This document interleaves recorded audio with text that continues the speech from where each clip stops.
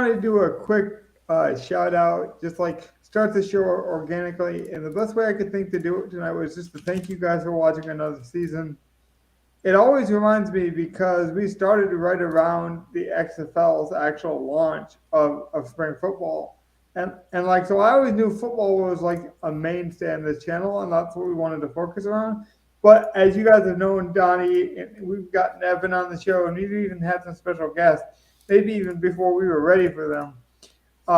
More and more of our personalities come through, and I want to show some of that more in the off season. But mostly, I just wanted to say thank you for watching because I'll be transparent.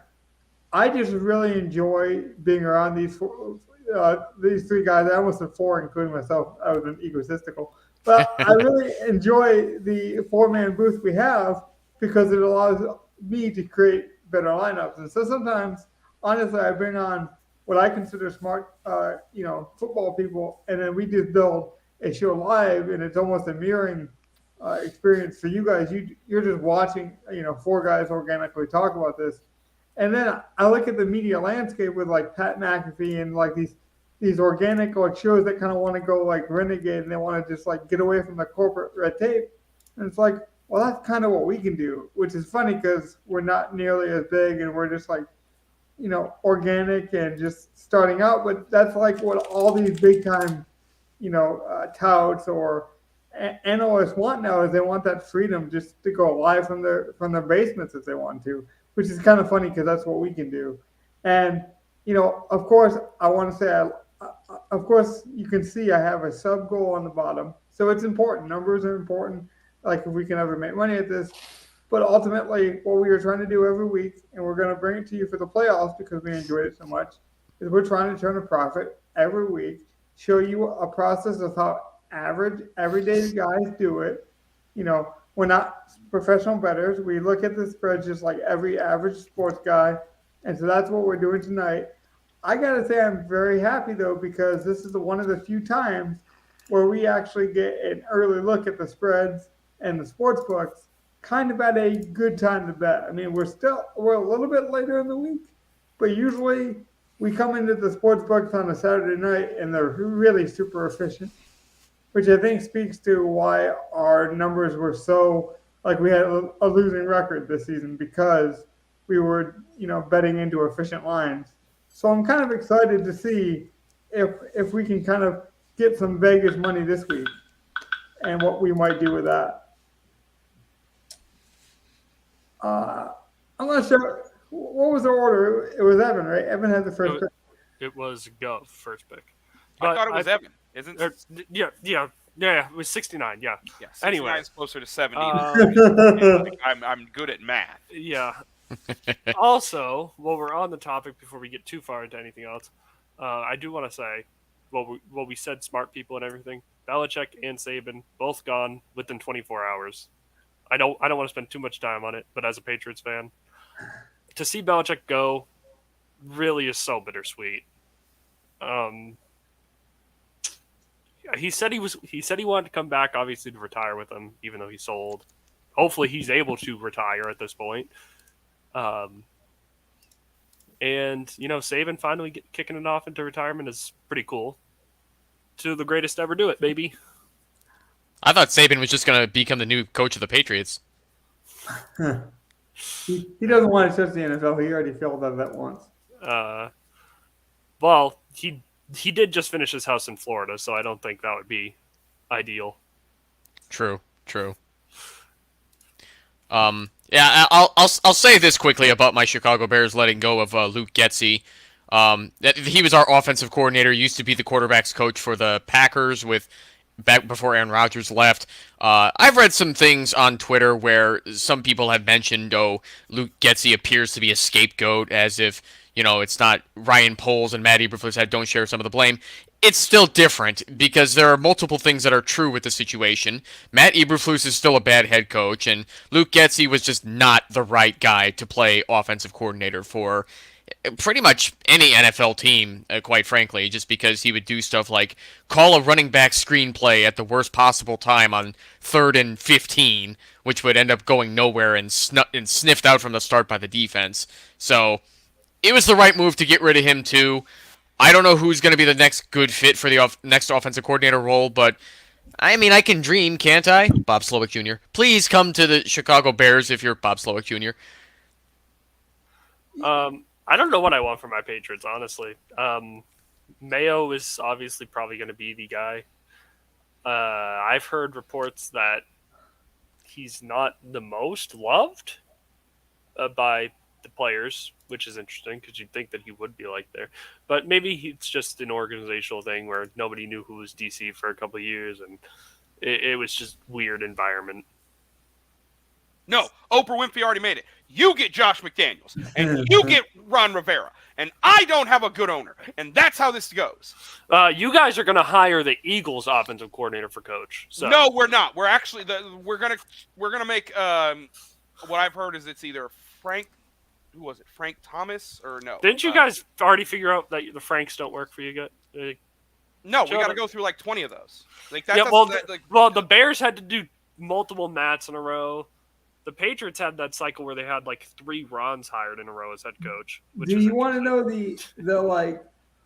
the juiciest like rags to riches kind of like possibility with the Panthers? I heard that Greg Olson would be considered. I'm like, get out of here. Yeah, that's just a stupid idea. He's not even he wouldn't even be a head coach. Like if someone made Greg Olson a head coach right now, that would basically, I would call it, that could be the end of football.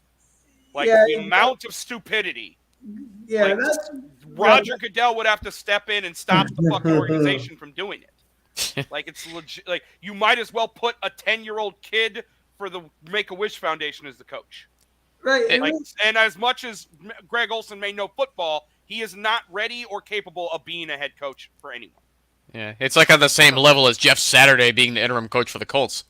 I just think it's really, really weird that Brian Johnson has a head coaching request from the Panthers and the Titans. Like the Eagles offense, were they? The Eagles offense figured out a play that is completely legal and no one can stop.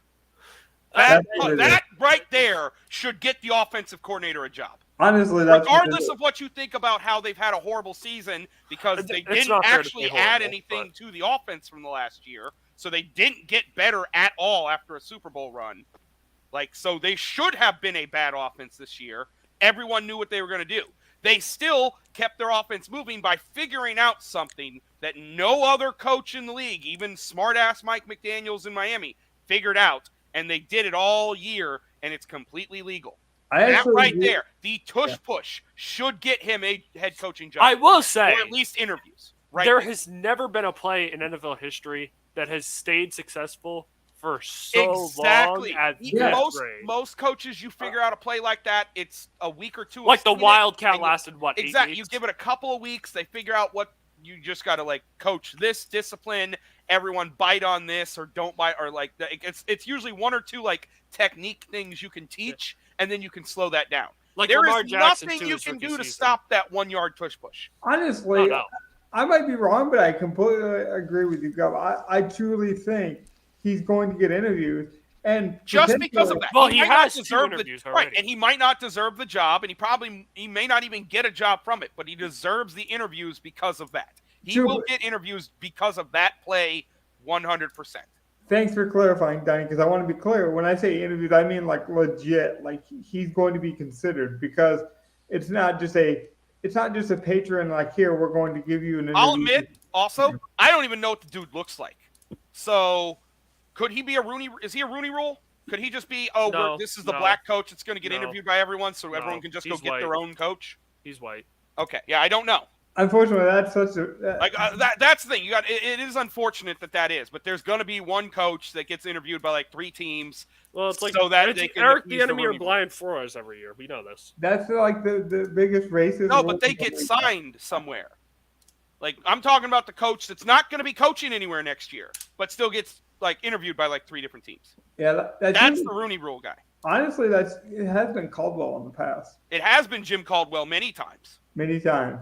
Which is so racist to me, but that's the topic for another day. Yeah, totally other day, but yeah. I guess DraftKings is telling us we got to transition because they're reminding me that we got a show. Gov, did you have a pick? I was about to say.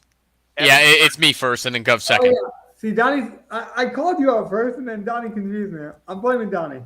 Yeah. Go ahead. So, being that I have the very slim lead right now in the rankings, I'm going to make this interesting. I'm going to take the Philadelphia Eagles at -3 over the Buccaneers, the Monday Nighter, baby, the nail biter. Hammer. So, this is going to be a fascinating matchup. You took one of the spreads that could end in a tie. Oh. I mean, it's entirely possible. I was just about to say this is going to be a fascinating matchup, and starting with the offense and both starting quarterbacks. Baker Mayfield is still not practicing right now with his ankle and ribs injury. Jalen Hurts is back practicing, but it's his right middle finger that is still hurting him. It's dislocated. I could see him still playing through it. He hasn't thrown a pass yet. He hasn't thrown a pass yet, but at least he's going to attempt to. But even if it's Marcus Mariota, I don't see how the Tampa Bay Buccaneers are good enough to beat the Philadelphia Eagles despite the mess that this Eagles team has been all season. And I think -3 is easy enough for me. I think there's a lot of I can tell you the recipe. Yeah, I can tell you the recipe. Baker Mayfield plays well, and Mike Evans and Chris Godwin have a good day. That's the recipe to win. Yeah. I don't even think that's the recipe. The recipe comes from what Tampa can do well. Tampa stops the run in the middle. Well, so if they are not able to keep a consistent offense on Philly, Tampa will win this game 13-10. I just think that the way to beat the Eagles is make them be able to destroy their defense in the pass game, and this offense is definitely built. The Eagles can definitely be attacked on the outside. So it bodes well for Mike Evans and that to have big games there. The way they're going to win this game is slowing down Philly's offense that's been hit or miss all year. And the one thing they are good at, Tampa, is forcing you to the pass. And if it's Mariota, I'm going to say game over. Tampa wins that game. See, I'm not so sure about that, too, because Mayfield may not be playing, and we could see Kyle Trask out there, who's just not good. Where have you seen it? I've seen video on Twitter of Baker throwing balls at practice this week. Yeah. Today? Yes. With Tuesday, Wednesday, Thursday. What was in his pocket? Something was in his pocket. Yeah, they had a picture of him. He has he does chewing tobacco. He had the little canister in his pocket. You can see it as he's stepping back to throw at practice. Baker has been practicing. Okay, so who are these motherfuckers that have been saying that he hasn't practiced today? Dumbasses. I don't know. There's video of it. You look if you follow the Bucks on Instagram and that. He was at practice. Apparently, he did not practice at some of the media availability today. So he practiced. He didn't practice in front of the media. Apparently, that's the update. But he was still throwing. I have no. Kyle Trask is not playing this weekend. Baker is starting. Do not even put that into your fact. If you're factoring that in, I'll let you change your pick. Well, either way, I would not be surprised to see both quarterbacks not go, and we see a battle of the backup quarterbacks, because you kind of need your middle finger to throw on your throwing hand, and Baker is also in less than 100% with ankle and ribs. Did you see them throw Purdy out last year when he had no arm to throw and couldn't? Jalen Hurts is playing with a slip on his wrist, and Baker is playing 100%. That there is no chance it's Trask versus Mariota for the playoff. There's a much more likely. They have not made it the Monday night game if there was any chance of that happening. They would have made that the first game. Get those backup quarterbacks out of the way and move on, and give that team the most amount of time to rest to get to the next round. They gave them Monday night because they're giving Hurts and Baker that extra day because they're playing.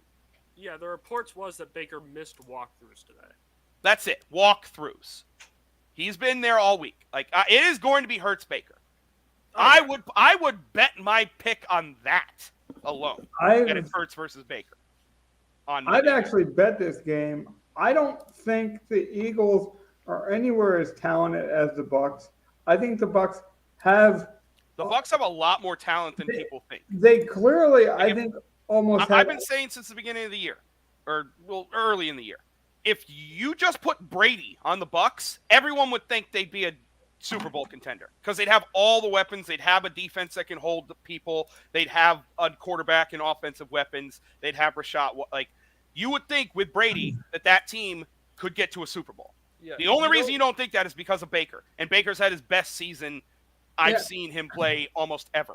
And let's be honest, the offensive coordinator for the Bucs has done tremendous. No one thought they were going to win that division. They might not have been a great team, but like, if we're being honest, the Eagles are here based on a tradition and a legacy more than what they've done for the season. They have not been productive. That defense has given up, they did what they needed to get in, but like they should have been like if they were any good, they would have been in the division over Tampa or over Dallas. I'll say the only thing on offense they have over the Eagles is quarterback, and I know that's the most important position, but like that's it. I like Mike Evans and Godwin better, and we haven't even mentioned A.J. Brown. Like legit could miss this game. Well, I don't think any of those guys are legit missing this game. If there's a chance they play, they all play. It's a playoff game. Yeah, and A.J. Brown was also not seen at practice with the team today as well, but even with then, they've still got a fantastic wide receiver with Devontae Smith, and Julio Jones will even step up and pretend like he's in his prime when he's not. And, I mean, Quez Watkins and Zacchaeus haven't really been the same for the last couple of years, but, I mean, it's the playoffs. I could see them catching a touchdown just for no fucking reason other than to piss off fantasy owners. This is when you go balls to the wall. All the guys who are injured are playing. If you were holding Swift back, he's getting 8 targets this week. Like, all of those things are in play this week. I actually do agree with that. I think AJ does play. I'm just saying, if any of the stars were to miss, I think it would be AJ over Baker. You know what really stinks though about that game? To me, I can't find any like actual good showdown thing now that someone like Julio is not cheap. There's no definitively cheap guy in that. Well, they were smart. They praised up Julio. Yeah, Julio jumped up because he caught those 2 touchdowns. He probably jumped up about 2K minimum. And they were worried about the A.J. Brown injury and just people. They made that slate very tough. But so it's worth noting that the last time these two teams met, which was week 3, the Eagles didn't necessarily win ugly. They still beat him 25-11, where Baker Mayfield only threw 25 times, and I mean, it's just possible that I'm forgetting that this was a new Buccaneer lineup in which everybody was just struggling to get going, and it's a little different now. But, I mean, Mike Evans is still good, but, I mean, I don't consider him in his prime anymore. Godwin is a distant second on the depth chart. I just think the Eagles are still better than the Buccaneers at this point. I think Evans he's a lot more than not. Like, he's still well in his prime. Yeah, he's very, very good. 1,300 yards, 13 touchdowns. He is probably about to come out and be the highest paid of these free agents. He's going to get more money than Pittman and Higgins and all these other guys. Evans is the best receiver on Monday night. And I think Godwin is a lot closer to Evans than you are giving him credit. He has a bad rap from the media, giving him a bad rap, even though he's been right up there with catches, catch percentage, yards after, like, all of that is really great for Godwin. Yeah, he had 1,000 yards this year as well. He just didn't get touchdowns. Exactly. Correct. I don't know. I do think you're undervaluing the Tampa receivers, and I feel like you're doing that because of Baker. You don't see the ceiling in that offense, but I do. I know it would be there if you put any other quarterback that you trusted in there. You would see that Mike Evans and Godwin. You would be saying, oh, like. Mahomes would kill to have Mike Evans and Godwin. Oh, absolutely, but I'm not. There's only like 2 teams in the league that wouldn't trade their whole receiver core for Evans and Godwin. I'm not underrating these two at all. I know how great they are. If anything, ironically, I think you guys are overvaluing them in a different team where the offensive coordinator's not the same anymore, the coach is not the same anymore. They thrived under Bruce Arians, and Evans and Godwin still had pretty good seasons as well. I mean, Godwin took a bit of a step back. He still got 1,000 yards off of less catches, which is a little weird. But either way, I think Devontae Smith is better than Mike Evans at this point, and I think that's still gonna. Whether or not A.J. Brown plays, I think Devontae Smith will step up. And anyway, yeah, I don't want to repeat myself, but I still think the Eagles are better than the Buccaneers. I honestly think both those receiving cores are pretty freaking even. Yeah. I think Evans and Brown are definitely 1 and 1A in my book. I could see the argument of Devonta Smith being better than Godwin, but I don't think it's that far off. It's not that far off. They're very close. And So, by the way, I think those are some of the best receiving cores we have in the playoffs right now. Just because Outside of the next, and then you have Reek and Waddle. After that, Reek and Waddle are just a tier of their own, though. That's but just after that, Puka and Kupp are probably the next ones. After that, everyone has one receiver, and that's about it. Chiefs have Kelsey, maybe Rice. Bills have Diggs. Cowboys have Lamb. Lions have St. Brown. Then you have the teams that, the Packers have a bunch of dudes. The Steelers have a bunch of dudes. The Patriots have nobody. The Texans have a bunch of dudes. I'm just talking about the playoff teams. I don't care about the Patriots. They suck. They haven't had a receiver in 10 years. Legit. Haven't had a receiver in 10 years. Won a Super Bowl in that time. Haven't had a receiver in 10 years. They had Antonio Brown for at least a game. Yeah, and don't disrespect Julian Edelman. Edelman, they had a quarterback that caught 100 balls, but they haven't had a receiver in 10 years. Go. Speaking of a century, I think we better get on to the next pick before this show ends up being. I'm filibustering because he took my pick. Were you going to take the Eagles? I did kind of like the Eagles. Interesting. I thought you were going to take the Bucks. I would have too, but that's the game. Well, that was the game I wanted. I was hoping you would not pick that. Hey game, man, I could just if you guys go head to head, that completely just whoever wins. Yeah, that decides it. That decides it. That'd be interesting. Well, you go with what you see, that's what I'm thinking. I'm like, I might have to do that because technically you're the half a game ahead of me. So if you get that right, even if I get mine right, you win. So I think the only way for me to get the win is for me to take the Tampa Bay Bucks +3. It would make sense for the guy that knows the most about projections and numbers to break this down analytically and figure a way to the winning circle. All right, Evan. We're gonna make it interesting. Bucks +3, or wait, is it 3 or 2.5? It's 3. It's 3. Yeah, Bucks +3. We're gonna have a good final showdown here. Hell yeah, we are. This is great. I bet it myself, so I got real money on that game too. I'm riding with you. Although this also leaves the door open. If I win and you lose, there is still, I think, a possibility for Donnie to win and maybe. I'd have to see how the ties work. I don't know exactly. I think I'm out of it, but you two might be out of it. It's just between me and Evan. Yeah, you're right. Okay, so it's down to who wins that Philly-Tampa game.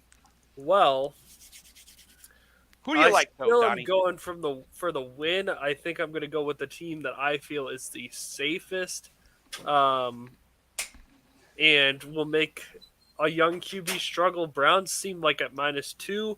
They have a better defense.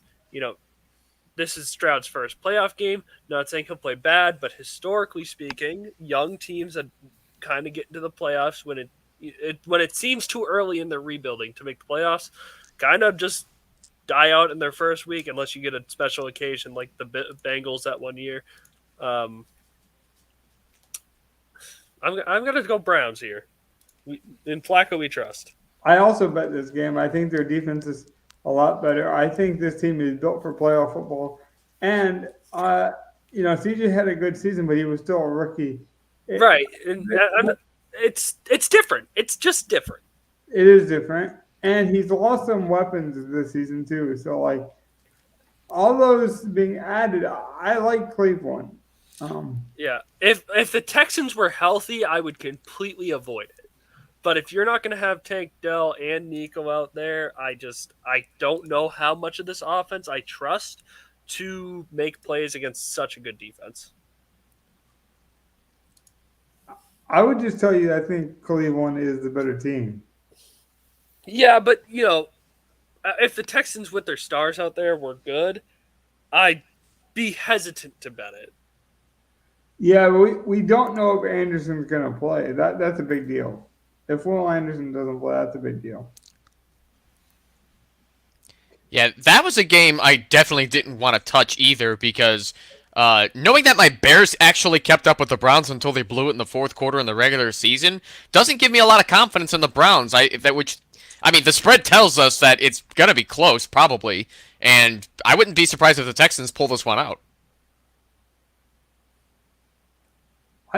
I think out of the games we picked so far, I'm looking most forward to the Buccaneers and Eagles. Yeah. Well, they left you an extra game here at the end, Logan, since only 2 have been picked out of the. My favorite game is still on the board. The easiest game of the week, I think. I can't believe this one's still available. Wait, I have a guess. What's that? Is it the Rams coming into Detroit? Not. Really? It is not. Is it AFC or NFC? AFC. Pittsburgh.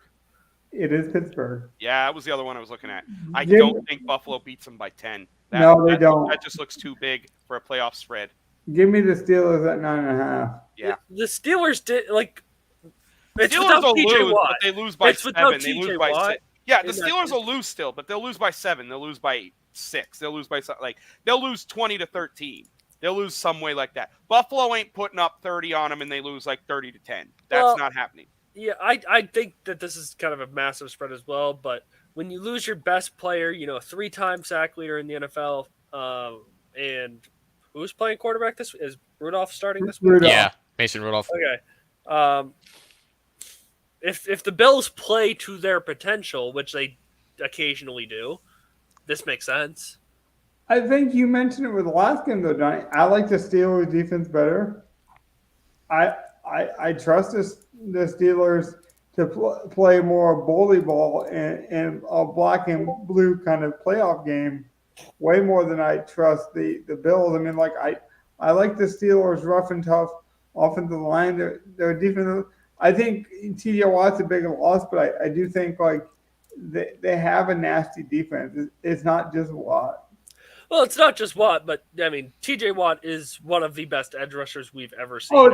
He's led the league in sacks 3 times. I'm not going to make that case. It would be criminal if I tried to against football fandom if I tried to make that case that he wasn't any good or he isn't going to be missed. He's going to be very, very missed. Right. Yeah. I was just about to point that out too, Logan. I was surprised you're still confident in that Steeler defense. They've looked like ass all season for half the year. And without TJ Watt, I'm even less confident in them. What I can't believe is how the over-under is only at 35.5. What I'm telling you is the Steelers might have looked like ass, but the Buffalo Bills have been naked for the whole season and no one's paying attention. We can't act like the Steelers are showing their ass and the Bills have been some kind of great team. They haven't. They've been terrible. Yeah, the Bills have been very up and down. They play down to their competition. So, I don't see them, the one game that they had a blowout was when they played Miami after Miami put up 70. So it's okay, you need to play to Miami, and Miami's a super high-powered offense coming into Buffalo. They put up fucking 40 on them. I don't see them doing that to Pittsburgh. Tell me if I'm wrong. The way Vegas has it looking, they're assuming it's going to be 21-10 as a final. Yeah, 20, maybe 24-10. Yeah, I would. I think I will bet the over on this game as well. Probably more 21-13. How often? Which would cover? Yeah. How often? What? How often did these games in the playoffs have this low of scoring? It's very rare.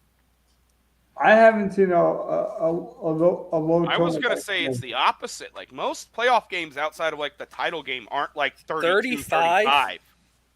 Yeah. 30? Really? 21-13. That's a playoff score.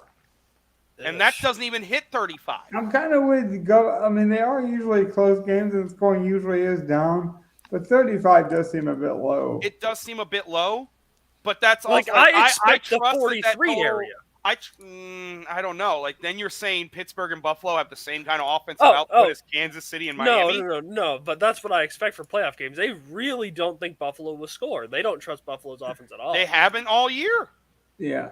I think they finally adjusted the Buffalo. The one thing I will don't think Pittsburgh's going to score. That's why it's a big spread. Nobody thinks Pittsburgh's going to score. The Pittsburgh, though, I will say I'm more confident that Pittsburgh scores points than Buffalo because at least Mason Rudolph just chucks it. He just throws it up to George Pickens or Johnson. He has been getting 60-yard touchdowns. Josh Allen not just chucked it? Yeah. I'm confused. But that's what I mean. Like short yardage fields, like I was those. about to say, when he runs, that's when he's not just chucking it. When he scrambles for like 10 yards.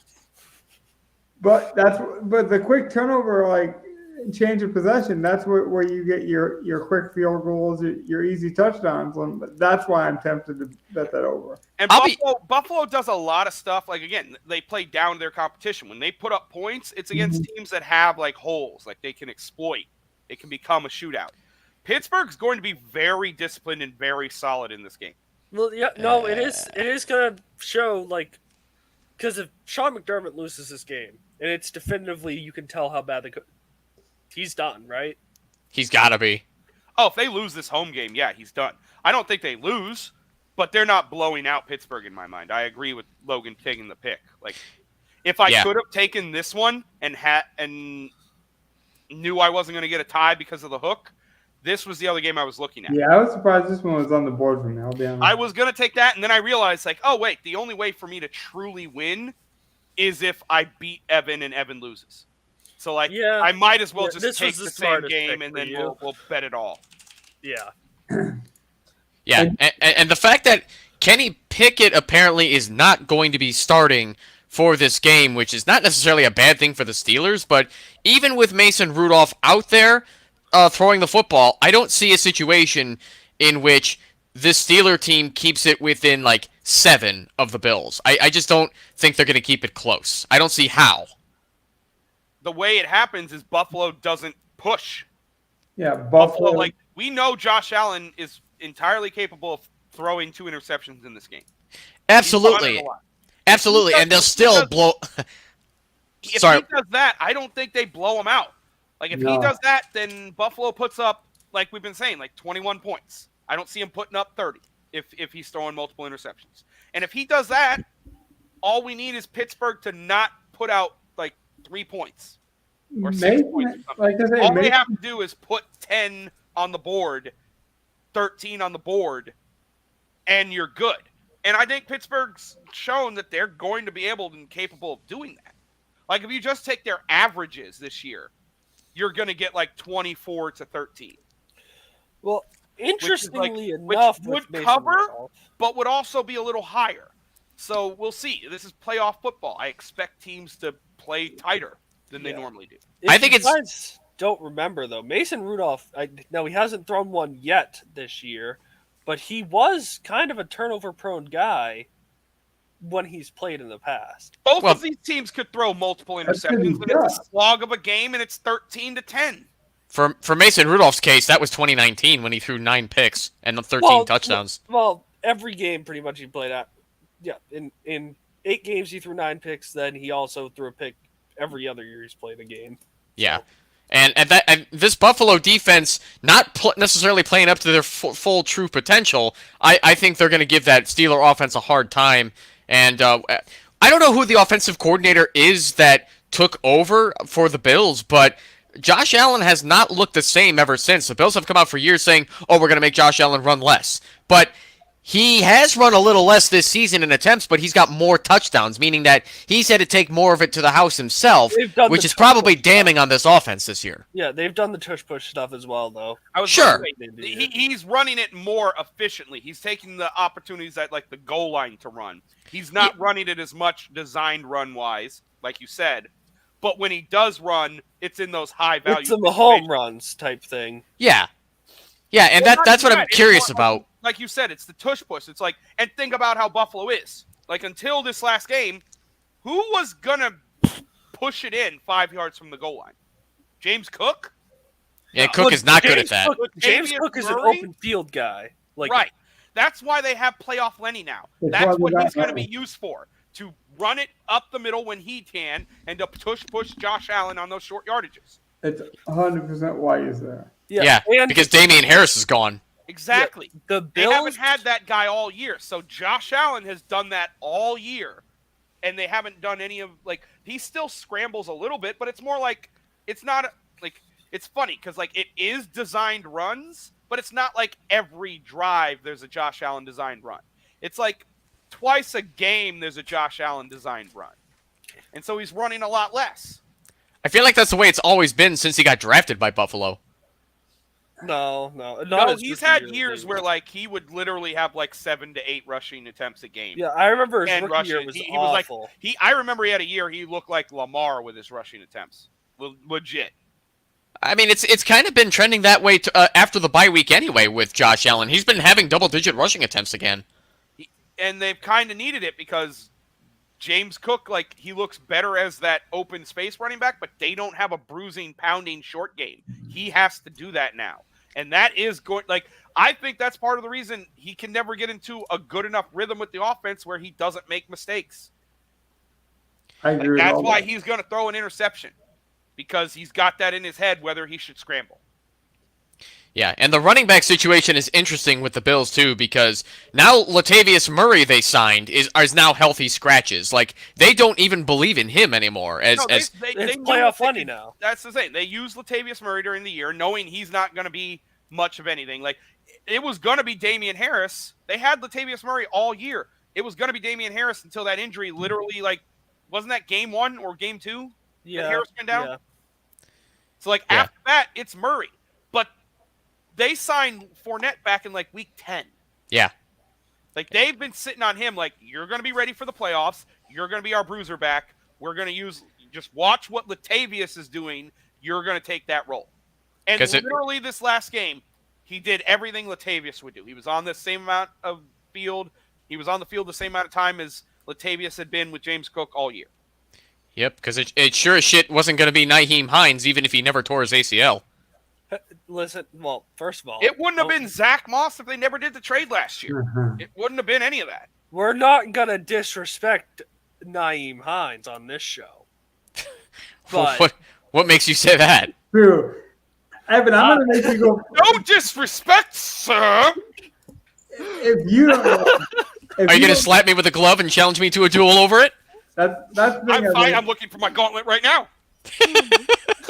Evan, we have 104 subscribers. We're trying to get to 300 sub goals. If people don't know, Donnie has some Easter egg, like, futures bets. Like, he has a weird relationship with Nyheim Hines. If you guys, like, there are Easter egg guys that we all cheer for secretly, have different alliances to. Donnie has a unique correlation with Nyheim Hines. I believe we talked about it on one of the. We did. We talked about our favorite weird player before the season. Like, and Nyheim Hines is my favorite, like, weird NFL player. So now I know Evan's not a super fan of our podcast because he hasn't found it yet. Did you guys take Nyheim Hines for your best ball team? No. No, we did not. Knowing you guys, I bet you would have. Not allow that shit. No, I mean, I just. We were so pissed. No. Hines and Burks, I didn't want on any of our teams, and we still got Burks on that one team.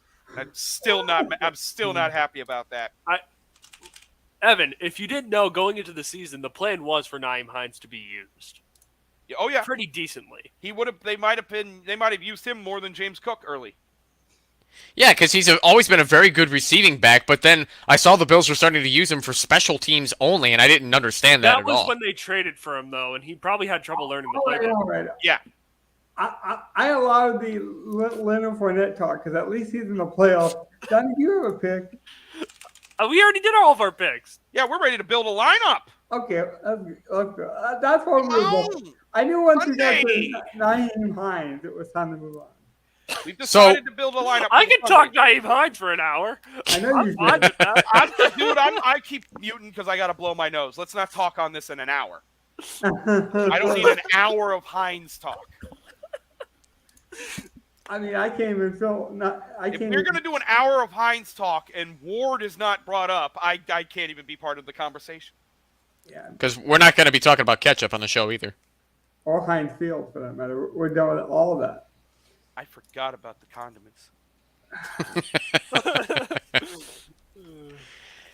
Oh, man. So, technically, Leonard Fournette went back to the practice squad 3 days ago. When he gets called back up, who's going away? DeMar Hamlin. Stop. Inactive last week because I think he was being serious. I'm not. I was not a joke. Who's the least useful person on that team? The dude who's had 2 tackles all year. You're not wrong. Hey, listen, Von Miller I think had 2 tackles as well all year. So Like to be 100% real, it will be some special teams defensive back. Because I was gonna say Hamlin wasn't ever like the starting free safety. It was always Micah Hyde. Yeah.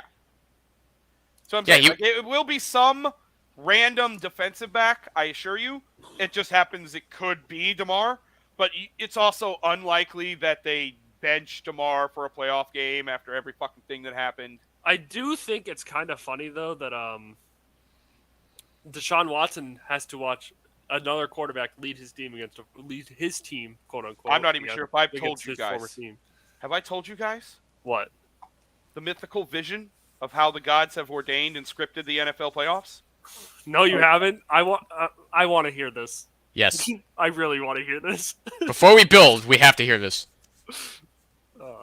The football gods have ordained the Cleveland Browns to win the Super Bowl. They have set them up to redeem themselves for trading and paying Deshaun Watson by going to Cleveland and winning without Deshaun. This will set up a matchup against the old Browns, their cursed rivals, the evil Baltimore Ravens, who they will beat with their Super Bowl winning quarterback, Joseph Flacco. That will then set up an AFC title match of the Cleveland Browns versus Tay-Tay and the Kansas City Chiefs in Kansas City. And they will beat Tay-Tay and his boyfriend. Revenge of the Baker Mayfield game. That's the thing. That's the one thing I haven't been able to figure out. I can't tell in the crystal ball. I don't know if they play the Tampa Bay Buccaneers and Baker Mayfield or the Dallas Cowboys in the Super Bowl. But Cleveland wins. Why will the Cowboys be there? For Cleveland to beat them. And that would give the justification. That's why the Cowboys are there. Again, my crystal ball cannot show me the AFC or the NFC, but it has shown me that the Cleveland Browns are the Super Bowl champions this year. The script is written. All of the storylines are in place for week 1, and that underlying storyline for the Browns to win their first Super Bowl in the entirety of it would be kind of crazy. And for them, like, I think it's better if they beat Dallas in the Super Bowl. Would that? I don't know. I think it would be kind of funny to beat Baker, but that would be great. Baker getting this Tampa team like it's freaking Brady to the Super Bowl, and then Cleveland just being like, "We know what Baker's gonna do. We got this. We got this." Like that would be a great script too. But so would them, Jerry Jones, and everything that Dallas has to deal with winning, and them they would have to probably get by San Fran in the NFC title game. And have that revenge. And like they would feel so good. And Dallas and Jerry Jones going into the Super Bowl, going to Vegas, and they lose to Cleveland. All right, I'm sorry, it's beautiful. It is a beautiful story. Let's build a lineup. And that's why Belichick is going to coach the Cowboys next year. I've never been. Oh my God! The ball just glowed. You, sir, may have said something special. I have never been so happy than to forget to tweet the live link to this show. So at least if you're going to have to consume this show, you might have to do it on the archives. This one, we're going deep dives on this podcast. That was quite goofy, and I'm loving it. Hey, I always say, so it is written, so it shall be. I want a sports barbershop show where we all come in with different hairstyles and different personality types. We sit down and we have a conversation. You guys are definitely having a conversation tonight. I'll say that. Are we ready? No, this isn't a conversation. This is the prophecy. Yeah. Okay. Since we are going a bit off the rails, I do have to mention, I don't know if you guys saw, but Jerry Jones, like legit, and I need to pull this up. I'll try to find it close up at next show. Jerry Jones did an interview with the media, hyping up the playoffs, essentially basically think of a high school prep rally for your playoff team, where he mentioned glory holes multiple times to the media, saying he was happy about glory holes. He wanted to fill some. He was And like, this guy's going to lose to Cleveland in the Super Bowl. I'm telling dude, you. he was I'm telling going you. on. I mean, it's like, does he know what he's saying? Like, sometimes, Yes. someday he might. Oh, Jerry knows what he's saying. He might. He might be on a fifth of fucking Johnny Walker, but he knows what he's saying. So even this podcast can't get that off the rails. But to get us back on the rails, does anyone have how do you want to build this on? Because I do know it's a bit early in terms of projections. Yeah, I don't really have ownership projections, to be fair. Right, which I actually Now, think, knowing how projections are built, I know that most likely the chalk on this 3-game slate is going to be focused around the Dallas, Green Bay, and Rams, Detroit games that have the higher total, as opposed to that 35 total Pittsburgh Buffalo game. Everyone in Pittsburgh Buffalo will have no ownership. now I can tell you that right now. can I be honest for a moment? I'm very excited because Evan, I think, got a good taste of like good holiday kind of like festive football for Thanksgiving. You kind of saw how these slates work. But now we're getting like playoff meaningful games, but with that kind of same format. What are you excited about this? Are you like nervous? Do you think it changes? Like, I want your initial, like, you've never built a DraftKings lineup in the playoffs. Do you expect it to be any different, Evan? Just off the top. I've just never played fantasy football, period, in the playoffs. Like, my season, in my mind right now, my season is over. So this is different for me, where I'm moving forward with building lineups for players on playoff teams. So I have no fucking idea how to gauge it, so I'm going to lean on you guys for a lot of this. I honestly, that's what I love, is because I know a podcast like ours, in full transparency, we're not going to get the mainstream people to pay attention to us. We're like a smaller podcast. It's harder to get promoted. The chances that we see a lower level guy who doesn't got a ton of money to pay for projections, who doesn't really know the ins and outs of the industry, and he's just like looking for building blocks, and he's kind of on the come up, is very likely. So I do think he's going to kind of have your nuance and your mindset. So I'm wondering, like, what are you looking forward to? Like, what would your mindset tell you about this slate, given what you've known for the season? Well, being that we recently discovered that it kind of pays off these last few weeks to go with a low-owned stack and then pick some chalk that is going to be popular among everybody on DraftKings. But, well, I mean, we don't have that right now with what's going to be chalky. We have to make our best guess. I am ready for a Mason Rudolph stack. Well, luckily we can't do it in this. Okay. That's the most disgusting thing I've ever So, Gov, you're the elder statesman of DFS. I think I just got punched in the dick when he said Mason Rudolph. Oh, hold on.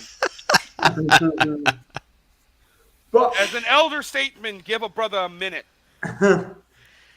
Starting now. It's just dead air for the next minute. Okay, no, we're good. but I truly wanted like Evan's like nuanced perspective with your like age. You've done this for multiple years. What's like some of the major takeaways you would tell somebody? Like, what's the major differences between season long and DFS in the playoffs? Well, I mean, mostly it's the pace of these games. Like, all of these games end up being more competitive usually. Like, because they are the best teams, and they have that time, and they're like, they get to focus. Everyone should have had time. Especially if you knew your playoff seeding last week. These teams have been preparing for this first playoff game for a minute. So I expect them to be competitive. I expect everyone to basically try to run their game plan against each other. So, like, there's been a lot of times, like, until we get to, like, the AFC title game, it sort of goes how you expect in the playoffs. There's only, like, one upset. And, like, I think this week that's probably either my prophecy being completely derailed week one and Houston somehow winning, or the other upset I could definitely see happening would technically, what is right now an upset, would be the Rams beating Detroit. Rams beating Detroit. Easily, yeah. Yeah. But I also think like by Sunday, that might get flipped. It's close enough of a line. If that becomes a pick'em by Sunday, I wouldn't be surprised. Or if it's like a 1-point favorite for the Rams, like I would not be surprised because it is Detroit's first playoff game in 30 years. I will say the one thing I'll say quickly, and then we can get on to, I think drafting a lineup, for our first. I would prefer to just try to pay up for Josh Allen and have him as our low-owned quarterback, but Yeah, I don't know how we're going to build this, but I think the next lowest-owned dude after that would be Jordan Love. I would probably go him. I was just going to say a lot of people will focus on narratives and they'll look for like storylines week to week with season long. Actually, it does look like early projections would say Stafford and Goff are the two highest owned quarterbacks. So. Goff is really cheap for his projection, I'm going to guess. He's like the cheap. Other than Rudolph, he's the cheapest of the starting quarterbacks. So, that's why he's going to be pulling a lot of ownership. So, like, I think as long as we don't play Stafford or Goff stacks and just like get our pieces from that game as a late hammer and build a low-owned stack from the earlier games, might be the way to go. I was just going to say that a lot of people look for like narratives and incentive-based things for like motivations during the season. I actually think like the playoffs are the one time where it actually matters. Like the narrative of Jared Goff returning to play his former coach, Matthew Stafford returning to Detroit for the first time, in the playoffs when the intensity is the highest, I do think that's, these are the times where that stuff matters. Mike McCarthy playing against his former team. That's the kind of stuff that matters. I don't know, maybe I'm wrong, but like that's when I actually buy into the narratives and like the do or die mindset. There are a lot that the script is written for the playoffs. That's right. But I guess if we're having fun with that narrative, like that's when the actors come to play. Is when things are at their highest. Donnie, do you want to say anything as an overview before we build? Not really.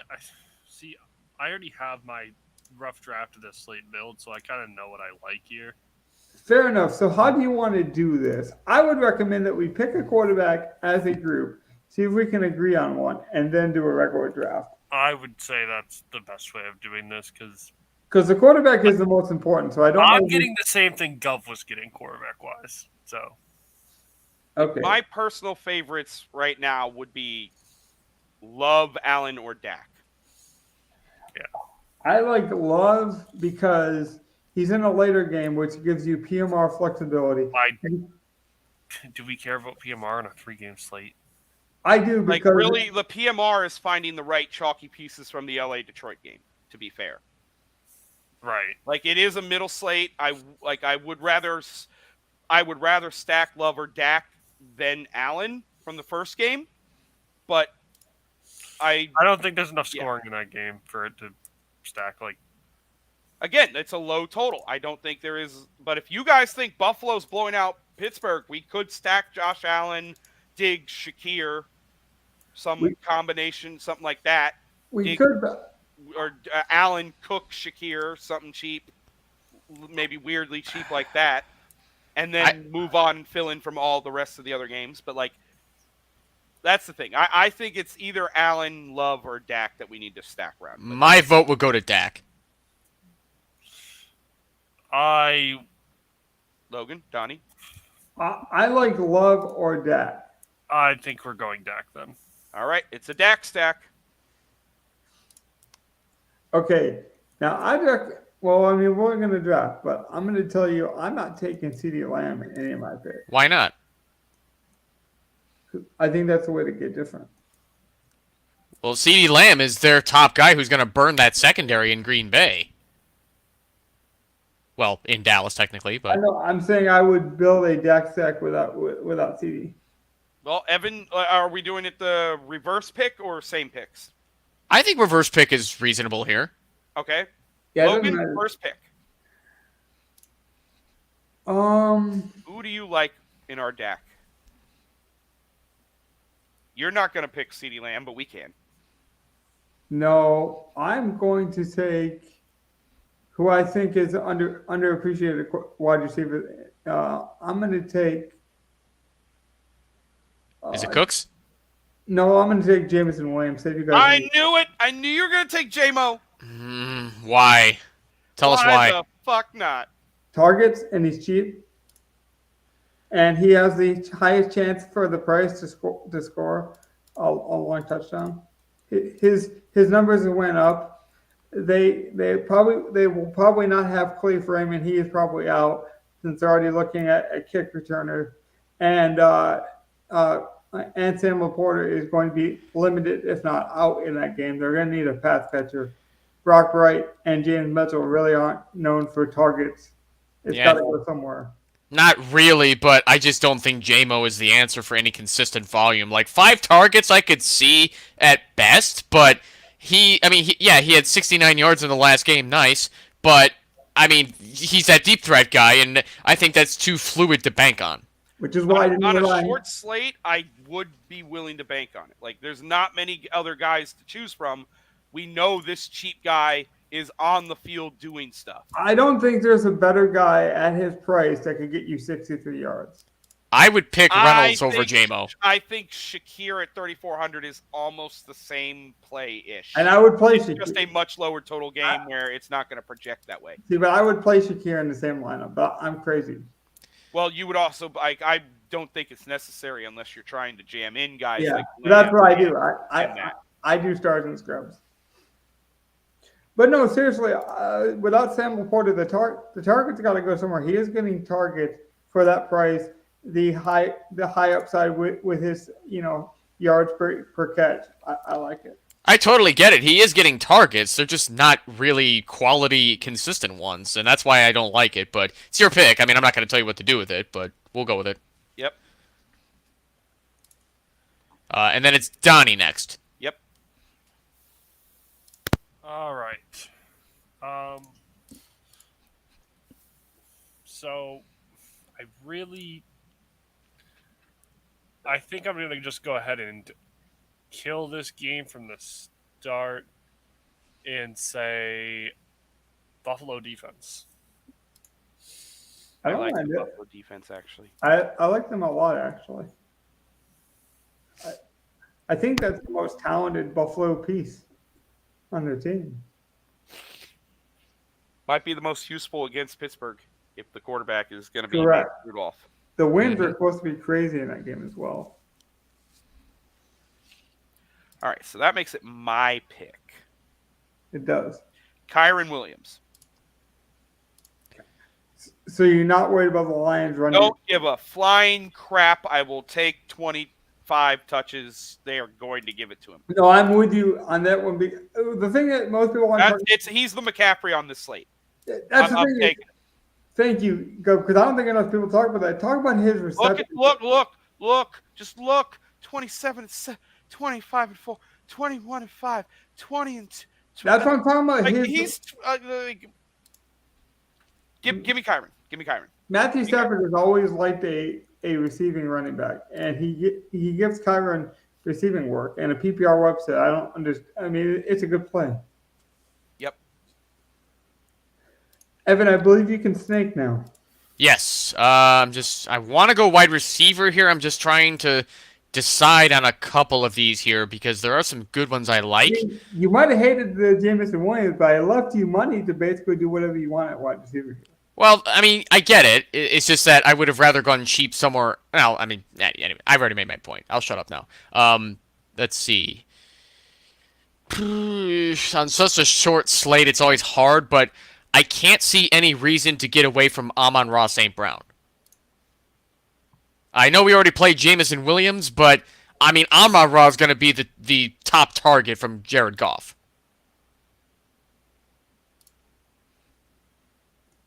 All right. Number 2. And number 2. Let's go tight end here. Give me Dalton Kincaid. Oh. You had one job, sir. You don't like Dalton Kincaid? For $100 more, it makes so much more sense for their stack. Yeah, you could have gone Ferg Dog. I'm not let's see big on Fergie Ferg. what the Ferg, man. I mean, Yeah. I like Ferg's targets, but he just doesn't get much red zone usage. All right. That would leave what? Donnie next? No, it's me. Tell me we're gonna stack, right? I mean, Dak has rushing upside, but not that much. I don't think we need it. You don't think we need a stack? No, rushing upside. Oh, Well, the oh, way we it's can't. We building, can't. do. Oh, it is not. Oh, oh, my God. I only know one way to save this lineup, but It you is guys are not. gonna like it. Wait, is it?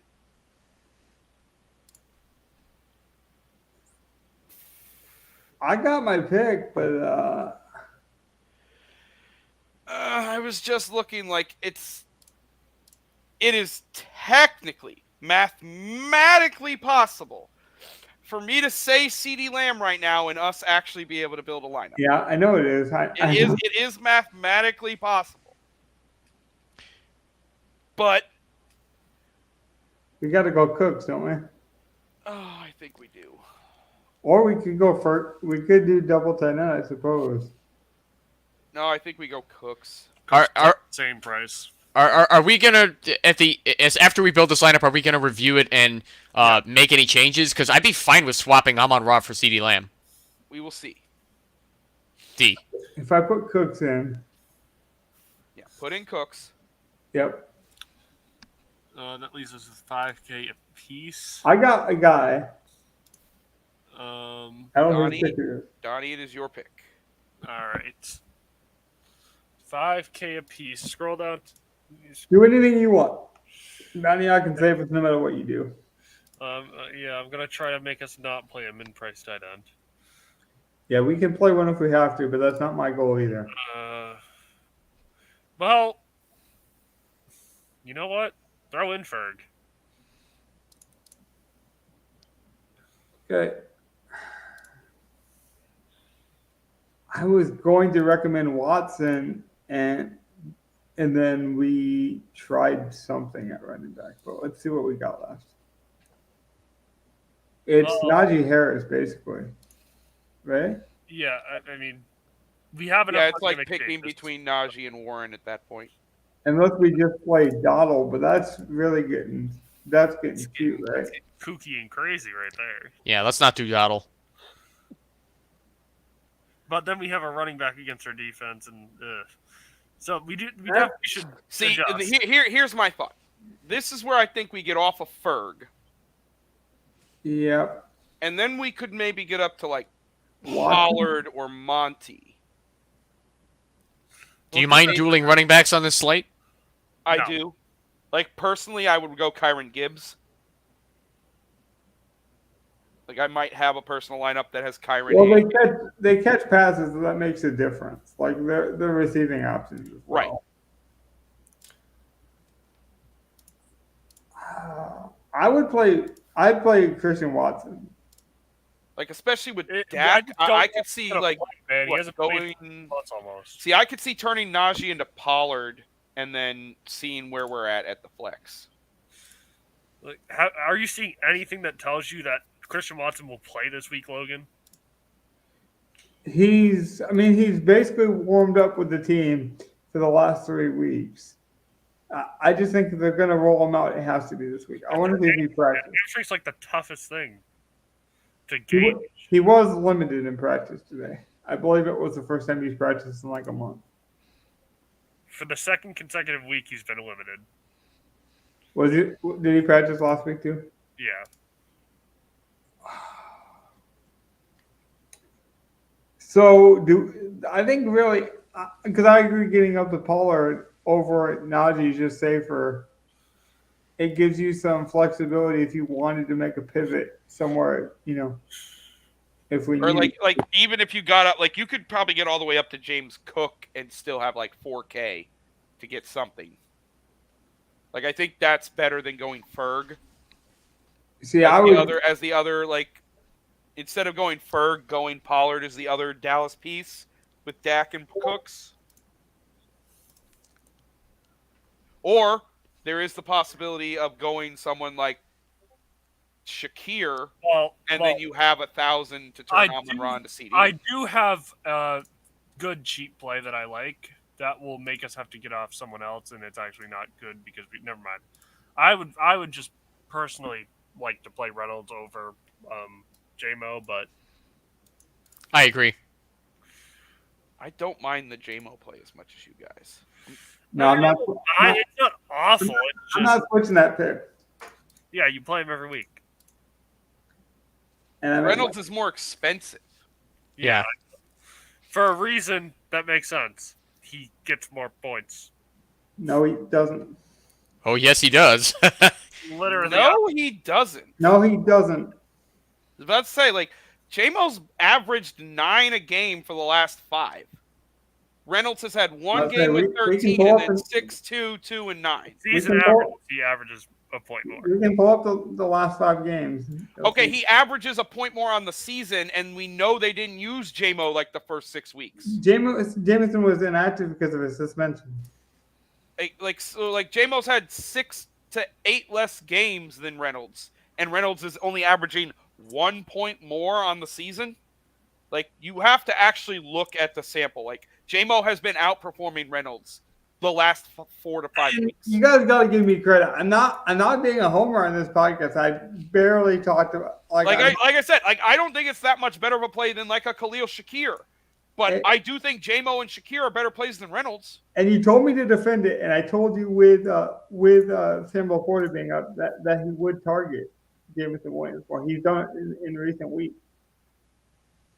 I like Shakir, but yeah, if we had to play a cheap wide receiver, I would not mind Shakir over like a JMO, but... Well, for a 3-game slate, you're going to have to play someone cheap. Well, that's... Yeah, you probably are. Oh, is there any love for Demarcus Robinson despite the donut? No. Just asking. I think I'd rather play Bo Melton from Green Bay. I would. But I would need one of Dobbs or Watson to be out to really feel good about that. Yeah, and Watson will 100% be a game time decision. Yeah. You know that. So what do we want to do with this pick here? There's no one out on the Rams, so it's not making sense to go that direction. You know what really sucks? My least favorite part about this lineup is we are not utilizing the fact that Cooper Kupp is 75K. Like, that's super low. I would have. That's what I did in personal, but that's the only thing that just makes me like, oh. I mean, we could probably stick him in if we want to take out Amon-Ra St. Brown. Well, we're playing it doesn't right now. What we're playing is the Rams are leading, and the Lions have to pass. Yeah, the Lions are coming back in the second half. So we're thinking the Rams are going to give the Lions a hard time in the first half. Yes, that's basically what this lineup is saying. Again, that's not necessarily what I believe, but that's the story we're telling ourselves in this lineup. I like the Tony Pollard play. I think the hate has went too low on him, so I do like playing him at 6,100. And that's the thing. Like, I'm hesitant to take anybody's regular season statistics in mind because now that the playoffs are here, these guys are going to play like the regular season didn't happen. Right, but they are still going to have like the game plans and volume that they got during the season that worked out. If it was working, they're going to go back to it. So, like, personally, I'd like to get off Amon-Ra. I don't like the thought of like the game plan we kind of have in this lineup. Like, I would like to basically just have like, let's say Detroit can't win, but they do have some flashes, and JMO gets a touchdown, and then Kyron is dominant on the other side. That's a better game script in my mind. And then after that, we don't have anyone else in that game. So I'm not saying but just walk the people through the thought exercise. So we take out St. Brown and we do what? Cooper Kupp? So then we do go to. See, I don't even know if we go to Kupp. Honestly, I think at that point now we go to like Diggs, a Reed. like someone from the if Yeah, it's not Reed. CD, then it would be like Reed, and then we can get up to other places. Do we think Reed is going to be able to play the whole game even with his chest injury? He's not even questionable. He's not even Yep, questionable. no injury designation. All right, then they're confident. Dubs has the chest injury. I didn't realize it was Dubs' chest too. Stop having chest injuries, Packer Yeah, wide that receivers. gets up to Jahmyr Gibbs, which is interesting. That is interesting. Like, that might be the Detroit piece where it's like, okay, there's flashes of Detroit rookies in the playoffs, but Kyron is a dominant monster. And obviously, He's the last safety blanket outside of Amon-Ra. It's Gibbs and Amon-Ra. That's it. well, I told you that I think Jameson Williams is going to soak up some of that Sam Laporta work. So that's where I think it's going to go. But a lot of people think it's going to go to Gibbs. So why not? I can see that. Why not just play both then? And you get all of what could have been Laporta's shit, plus what they've been doing. Okay. That makes a lot of sense. So, And we get late game hammers. We get a good Dallas stack with a Reed bring back. And we get Buffalo Kincaid in the morning. So we got to get another lineup in here, but we're all hands on deck. We like this lineup? Even if you make pieces like this, you'd be okay with it. I do. I think it'll work. I think this cashes. That's as committed as you've been to any line. I don't think you've ever really fell in love with any lineup we've ever done, Evan. Who? Me? Yeah. Like, have you been, I don't think you've been head over heels over any lineup we built. So I don't know if I'd want you to be totally committed anyways. I mean, I'm not saying I'm head over heels with the lineup we just built either, but I think a lot of that is just, playoff inexperience on my part because I don't typically build fantasy lineups in the playoffs. But I'm saying, like, but I know you, because we watch games together, you do enjoy the sweat of these, but I don't know if there's been a lineup this year that you were really super hyped about. I mean, there's always at least one or two pieces that I usually want to play differently, but we're putting four minds together to build these lineups, so it's just bound to happen. It's true. No, that's the Sunday lineup too. We needed a Saturday lineup, right? Yeah. Okay, I'm gonna take the people behind the curtain. We're gonna do this live on air with production, so you guys can fill if you want to. Now this is only the 2 game slate, so maybe we won't have as much convict. Well, we'll probably actually have a harder time knowing us. Yeah, because I feel like this is going to be a harder lineup to agree on, but well, trying to find the 3-3 max. Here we go. I found it. All right, so let's do the same thing we did. Let's see if we can come to some kind of consensus on a quarterback and then draft from there. Is it safe to say Flacco's going to be the chalky quarterback for this slate? I don't think so. I feel like it's Tua. I feel like it's CJ. No, it probably is Flacco. Actually, looking at the prices, yeah, it probably is Flacco. You think it's Flacco? Well, let's make sure we have all these. Can we just play the most talented guy who's underperformed this year, who obviously is probably going to go lower owned, and take Patrick Mahomes? Yes. I would love that. I was going to, yeah. Love that. I was thinking the same question. Is Mahomes going to be the lowest owned on this slate? Probably. Honestly, wow. I want to have this discussion for just a moment because I do think it's an important one. So I don't mind spending. I think this might be the lowest I've ever seen Patrick Mahomes, his salary since he came into the league and was actually Patrick Mahomes. Like, since he was labeled Patrick Mahomes, Gov, can you remember a slate where he was priced lower? 7K. It's been a while. He's 71. Let's be fair. DraftKings did not break this. They were like, you know what? We're going to ticket 100 just to say we've never dropped him. But this is still really low. I want to play it. And on the other end, I don't want, I guess would it be my pick on the other side? It would be because you would snake, right? I think it would be left with me. I don't see why we would not pair it immediately with a super underpriced Kelsey. Tell the people I could see that Kelsey's only 61. Oh, good Lord. When I told dude, that's what I did. I told Donnie the price of, because I think you had kind of the same mindset. Donnie, you're like, Travis Kelsey not coming in with best form. I'm like, dude, you're never gonna guess what he's priced. I think you guessed 7,000. I was like, he's 6,100, and you're like, he's just an auto smash. I think is what you called him. Like, I don't see a world where he doesn't. Now, Rashee Rice is priced higher than Travis Kelsey. the problem is, let's be honest, this is a fair price given their season production this year. It really is. It's a fair price. The legacy pricing of these two is severely underpriced. So if you think you're getting the playoff performance of these two gentlemen, then they are severely underpriced. If we are getting the season long of these guys, then they are priced correctly. And so I think you mentioned that when you were trying to make the Jameson Williams point earlier, Evan, with sometimes we have to throw out the season long projections. Like, is this a case where you just throw it out and you're like, Travis Kelsey and Mahomes are the most talented, and let's just rock? Can I make one more suggestion? Do we want to triple stack this with Rashee Rice?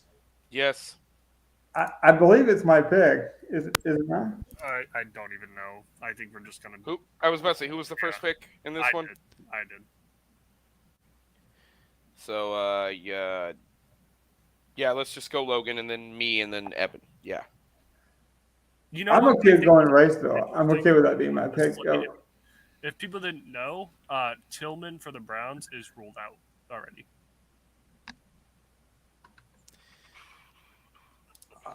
Do you think that matters if you're going to go really super contrarian and try to get a David Bell? Good targets, man. Yeah, because I do think David Bell is the next man up in that lineup. Well, he would be the wide receiver 3 most projection anyway. Right. I'm okay going Rice. So you guys know I was high in him in best ball. He was one of my biggest. I believed in him for my offseason hype meter. So it only makes sense to try to finish the year with him. All right. So is that mine? Is it my pick now then? I believe so. Yeah. Okay.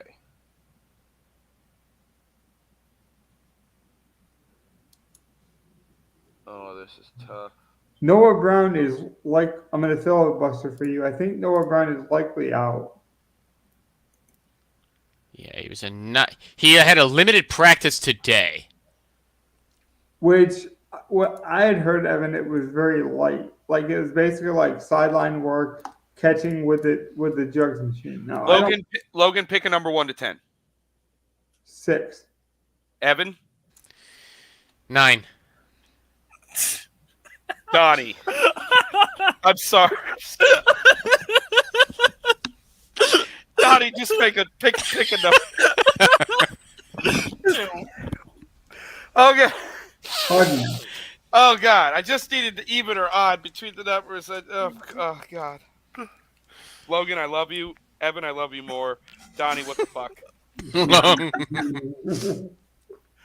Okay, so even wide receiver. Tyreek it is. Odd would have been the running back. Yeah, I can't see what other bring back we would do for the Dolphins at this point. A-Chain. I mean, A-Chain maybe, yeah. That was literally what I made you guys decide for me, was Tyreek or A-Chain. Uh-huh. Yeah, I think Tyreek has to be the safer pick. Even was the wide receiver, odd was the running back. Evan? Okay, yeah, it is my pick. Oh, God. By the way, this is why I did not want to do a Saturday show. We are going to be busy watching this lineup at 8 o'clock. Oh, my God. How the hell does he suck this bad? He does, though. I really wanted to play a Cleveland running back, but I think that's going to be a bad idea. But, yeah, no, we're not doing it. Fuck it. Just put in an A-Chan already. I can't decide on a running back. See, I ran into this issue as well. I don't like any of these other running backs aside from like maybe Pacheco, but I see two I'd be willing to play, at I least. see Sky. Other than A-Chain. Redmond. and I just like Achane so much better than Pacheco. Donnie?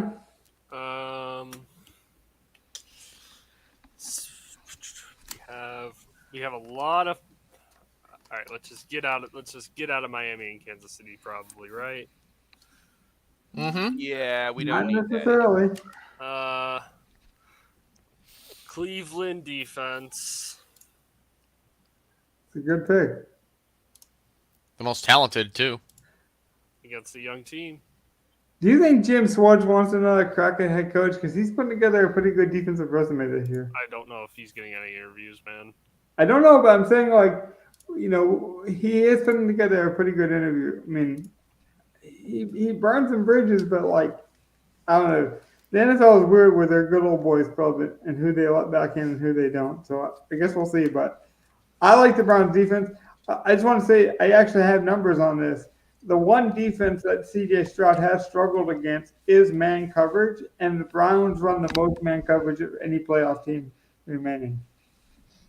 So there is that. What I want to know is Nico Collins good at man coverage? No, their guy who beat man coverage was Tank. It was taking. That's a big loss. Like I say, CJ is batty. Like that's the one defense that's killed him. It's my pick, right? Yes. Yeah. So do we think Noah Brown's out? Yeah. I wouldn't count on him. I don't know. Because he was limited last week, but he practiced in 2 Do you guys want Be me? very careful, Logan. We have to have enough salary for a running back. So No, I can save us a lot of money, but I might make Evan puke again. Go for it. Just do it. Is it Mechie? Oh God. Well, Mechie doesn't make me puke. It's just, yeah. The only thing I would say is I'd rather play Smythe. I would rather play Smythe over Mechie too. they legit 3K, played I'd rather Hutchinson play- more than Mechie last week. Yeah. Did they play Hutch? Hutch had 4 targets. Mechie had 2. I do think we should consider a cheap. I would consider honestly Dalton Schultz as well. I was gonna say those are the two guys I was just Like like. I'm fine on this going slate, I double am tight double end, tight especially on a short slate. That doesn't bother me. But like you do need to remember, we probably need 4,500 to 5K yeah. for our Let me running just back. tell you the guys I'm between. The cheapest running back that would be good, I guess you would say, would be Is like 4,500. Just Pierce 45. Yes. Okay, I guess I. That's like the cheap. Like unless I heard Mostert is But- out, and then Jeff Wilson at 42 is at least viable. The cheapest I would go is Pierce at 45. But Pierce is not getting work. Exactly. It's not a good play, but it's the literally cheapest Kareem Hunt. viable running back on the field. Right. in this No, 2K. that's why I don't want to go there. I was thinking either, like you say, going with whoever we think the slot guy is, whether that be Mechie or Hutchinson. You gotta. Here's how I'd look at it.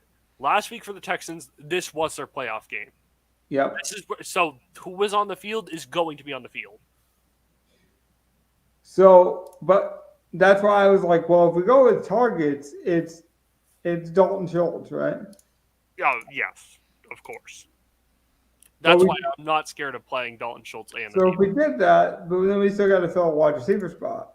Where if I let the flex open, we could fill that with another running back if you guys want now. well, But we it couldn't seems like- afford that another running back. Like it's gonna be weird. now the best guy for We the can't price- afford Dalton Schultz. Wow. Like, so like that's the it thing. might legitimately be Smythe, and it's Smythe or Hutch in this lineup So, essentially. so what about I can live with Smythe. I think I'd rather go like Hutch, or let me see who else is. I don't. We have so much Miami and Elijah Moore? Elijah Moore is 4K. but we need to fill up a wide receiver spot anyway. So I think we could. We do need- Elijah. I don't know. So Moore, I think, is going to be past his concussion. we would not be able to play. I more don't think and we afford can a go running any back. more expensive, honestly, than like No. Watson at 34. Yeah, at we wide have receiver. to. We have to go that low. Yeah. Cedric, So, like, Cedric I Wilson- think it's between adding Watson to the stack or playing Hutch. Although with Tillman out, who's Bell at 35 maybe? Now, Hardman's gotten rumors to be like maybe He better. got 11 targets last week, but it was also a throwaway game. But it is. Well, because apparently they don't trust Tony. They might bench MVS, but I think even Hardman is kind of witchcasting a bit. Yeah. Barrios, I mean, we can acknowledge that he's their best depth receiver. Like outside of their top guys, he's the best. And maybe that was them giving him 11 targets to like I mean, get Watson him is into there. playoff rep. But like, yeah, like I think I'd rather just take the shot on Hutch. And honestly. the only thing I would say, look, I agree with you, but if we did go the route of a Hardman, we know Hardman and Mahomes have connected in the playoffs before, and not many receivers on this team can see. True, but I think Yeah. going Hutch though, we're going truly 3K. Even Hardman's Right. Well, 3,100. it's that to me. It's that or it's Smythe. They're Well, both I'm just saying that they're the way, same price. Is my point. yeah. But this way, we're going bottom wide receiver. We know we're going to get a unique build. You know what I mean? Like, if this lineup does well, we're going to be one of the few.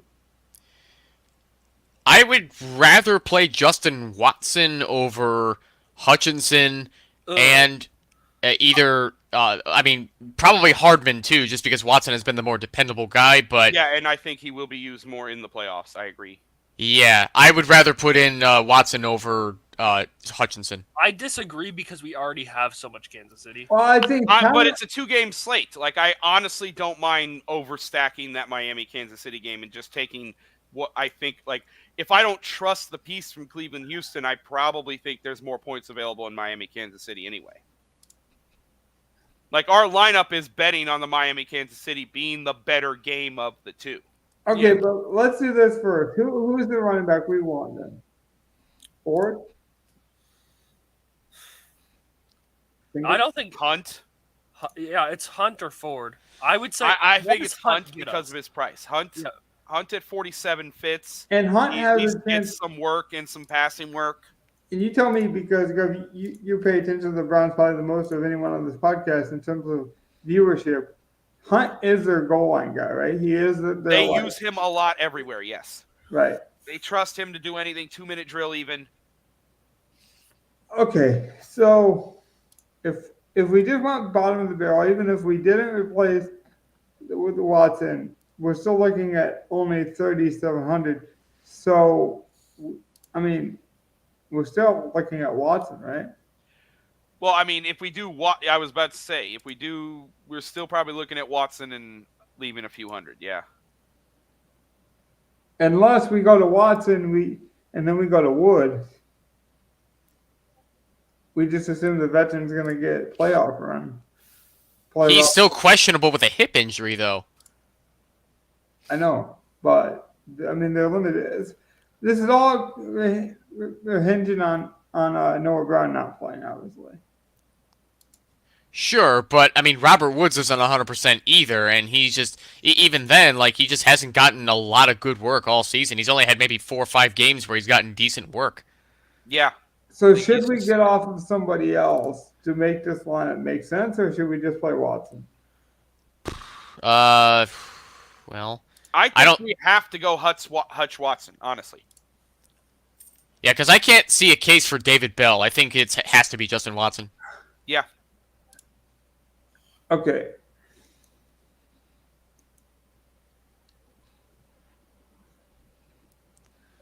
And then that's it, or did you want to come off of Rice and then go up from Hutch? Donnie, what do you think? I'll throw this out there. If you want another 3K wide receiver to play, a guy who's he's getting 2-3 targets in the game because he gets them every week. We don't know why they keep throwing to this dumb motherfucker, but you could play MVS. I knew you were gonna say MVS, and okay. I mean, I think Andy Reid just has been on Madden a little too much, where MVS is like the greatest receiver you could ask for. I think I'd rather play Hardman at this point. Yeah, me too. I don't know. But he's $100 cheaper than Hardman. That's why I think I'd rather play Hardman. I think Hardman's ownership would be lower. I think Hardman's might have taken over MBS's, but MBS has been getting 2 to 3 targets a game. You know, he just always runs out on a deep run. And everyone knows he sucks, so they just sort of let him get behind him. Yeah, if we're gonna, I'm okay playing a Hardman, but I don't think we should play Hardman and Watson. I think that's too much. Well, if we went Hardman over Watson, I think Hutch Watson is the way.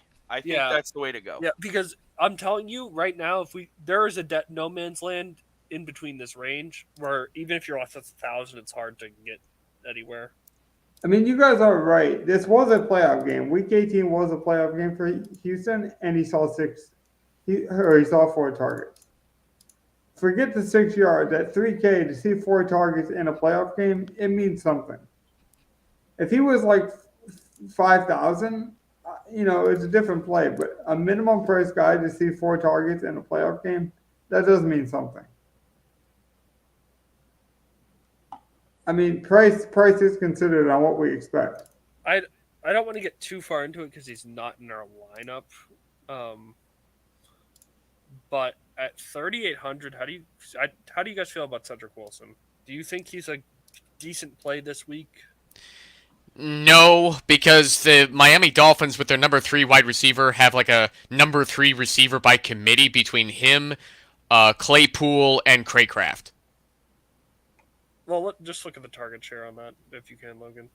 So I was looking at Jalen Watson's injury report and because if he's out, then I definitely think Cedric Wilson has a chance.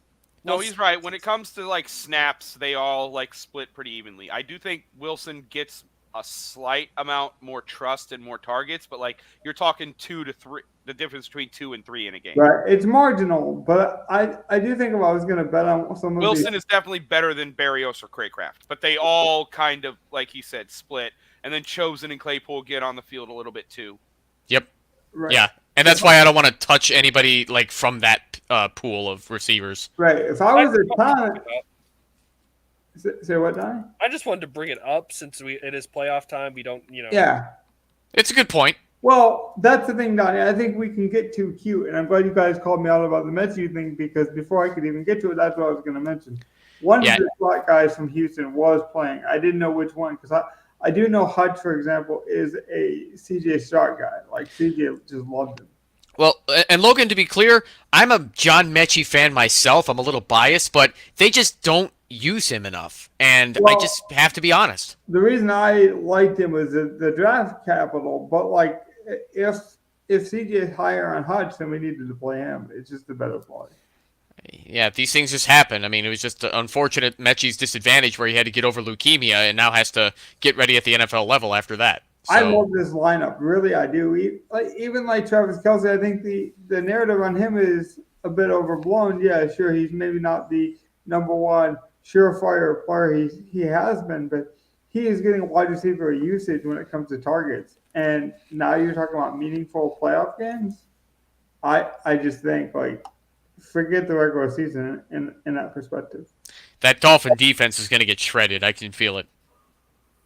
Even if they don't. I feel like if Kansas City was ever going to have a ceiling offensive game, this is the week. Speaking of any other weekly takes, any other playoff takes, I don't want to go too long. We're already at an hour and 30 in.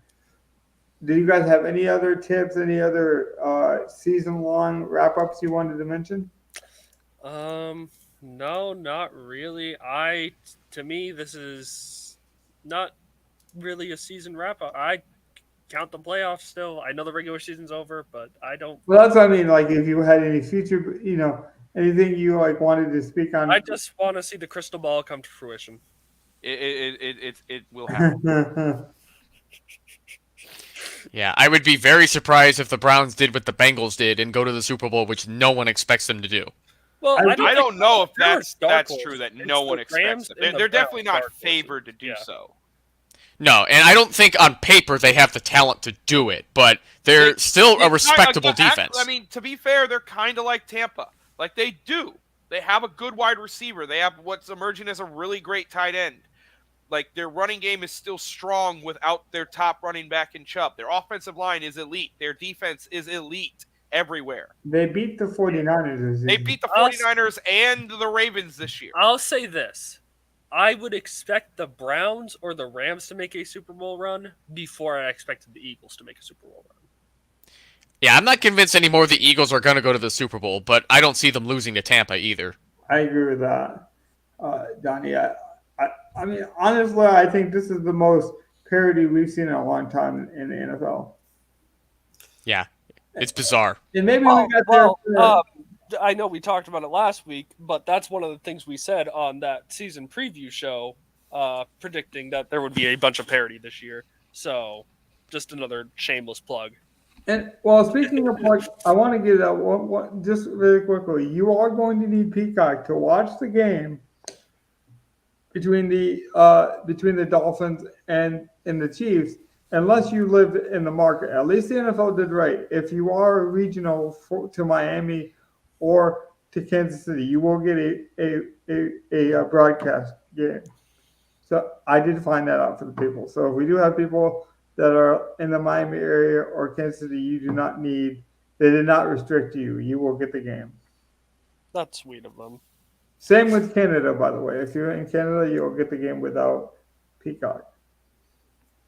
So with that being said, that's all I had for the people, trying to give them as much information as possible. Thanks for joining me, guys. Special night, special time. We got it done, though. Thanks for joining me. Good night. Good night, everybody. Peace out, everyone.